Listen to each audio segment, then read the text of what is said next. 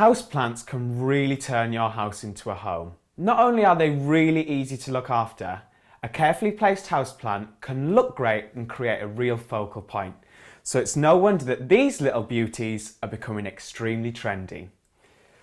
Indoor plants have 4 main requirements: light, water, fertiliser and humidity. So it's very important to select the right plants for the growing conditions your home will provide. Try to avoid any problem areas such as drafts or radiators and keep them out of scorching direct sun or very deep shade. If you have a brightly lit windowsill, then choose a flowering plant such as an orchid or a cactus or a fleshy leaf succulent. Aloe vera also makes a great choice for a brightly lit windowsill, and its sap is great for soothing burns.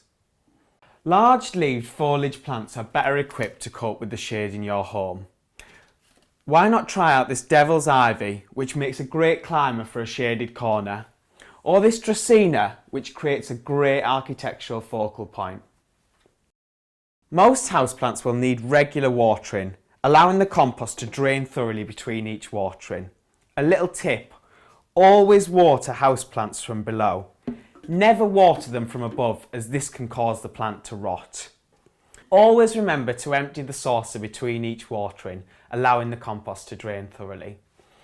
Most houseplants originate from tropical climates, so it's important to make sure the air around them isn't too dry. This is particularly important in homes with central heating. You can increase humidity by adding the plants to a tray of pebbles and water. The water will then evaporate to increase humidity.